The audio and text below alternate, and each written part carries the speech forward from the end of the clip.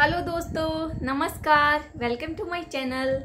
आज मैं आपके सामने जो कहानी सुनाने जा रही हूँ वो बिल्कुल रियल लाइफ में घटी हुई कहानी है। आई होप आप ध्यान से सुनेंगे। एक बार एक हॉस्पिटल होता है, कोरोना टाइम की बात है। हॉस्पिटल में एक पेशेंट आता है तो जो डॉक्टर है अपने स्टाफ से कहता है कि ये जो पेशेंट है इसको बिल्कुल अच्छा ट्रीटमेंट आप देना, इनसे कोई भी एडवांस रकम नहीं लेना और कोई भी फॉर्मेलिटीज़ वगैरह मत करवाना, इनका बिल्कुल अच्छे से ख्याल रखना, बिल्कुल हर फैसिलिटी इनको प्रोवाइड की जाए अच्छी से अच्छी। तो जो हॉस्पिटल का स्टाफ था वो सोच रहा था कि ये जो पेशेंट है ये डॉक्टर साहब के कोई बिल्कुल गहरे मित्र या रिलेटिव होंगे, तभी इनको इतना अच्छा वीआईपी ट्रीटमेंट मिल रहा है, वो भी कोई फॉर्मेलिटीज़ नहीं, कोई फीस नहीं, कोई एडवांस नहीं। तो ऐसा करके वो स्टाफ जो है उस पेशेंट का बहुत अच्छे से ख्याल रखते हैं। 10-15 दिन के बाद उस पेशेंट की रिकवरी हो जाती है और उसको डिस्चार्ज कर दिया जाता है। डिस्चार्ज के बाद है जो स्टाफ है उसको 2,70,000 का बिल थमा देता है। तो रिसेप्शन पे डॉक्टर की कॉल आती है कि ये जो पेशेंट अभी डिस्चार्ज हुआ है इनसे कोई फीस नहीं लेना, इनको मेरे कैबिन में लेके आओ। वो जो पेशेंट है व्हील चेयर पे बैठ के कैबिन तक लाया जाता है। तो डॉक्टर साहब उस पेशेंट से पूछते हैं कि क्या आप मुझे जानते हो। वो पेशेंट नामे गर्दन हिलाता है और कहता है नहीं, जानता तो नहीं हूँ, पर मुझे लग रहा है मैंने आपको कहीं देखा है। तो डॉक्टर कहते हैं कि एक बार आपको याद है मैं वृंदावन बांके बिहारी के दर्शन के लिए जा रहा था। ग्रेटर नोएडा से निकलकर मेरी जंगल का जो रास्ता पड़ता है उसमें गाड़ी आकर ख़राब हो गई। बहुत रात का टाइम था, करीब 11-12 बजे हुए थे। आसपास कोई उम्मीद की किरण नहीं नज़र आ रही थी। गाड़ी के बोनट में से धुआं निकल रहा था। तो फैमिली भी जो कि मेरे साथ थी, बच्चे भी साथ थे, तो घबराहट और ज़्यादा बढ़ गई थी। ना फ़ोन में नेटवर्क था, सिग्नल कुछ नहीं आ रहा था, आसपास बिल्कुल सुनसान ही सुनसान था। तभी मैंने ठाकुर जी से प्रार्थना की कि भगवान कुछ कीजिए, मतलब कुछ अनहोनी की आशंका हो रही थी। तभी एक बाइक आती हुई दिखाई दी।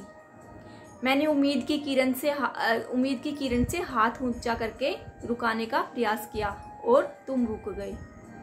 तो तुमने आके पूछा कि क्या हुआ है और तुमने फिर बोनट उठाकर देखा, गाड़ी में से धुआं निकल रहा था। तुमने 5-10 मिनट बाद कहा कि सर गाड़ी ठीक हो गई।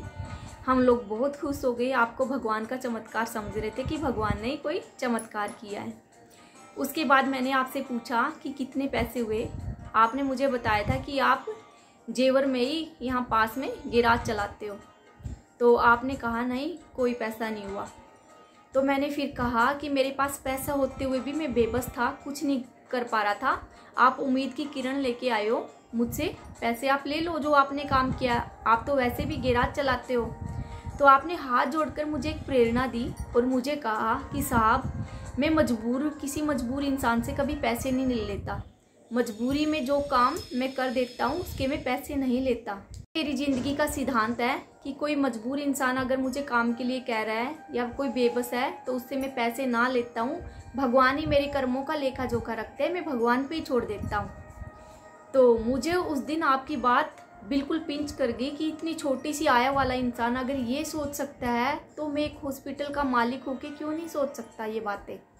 बस उस दिन से ही मैंने अपने जीवन का सिद्धांत बना लिया और कभी भी किसी मजबूर इंसान से, बेबस इंसान से पैसे नहीं लिए।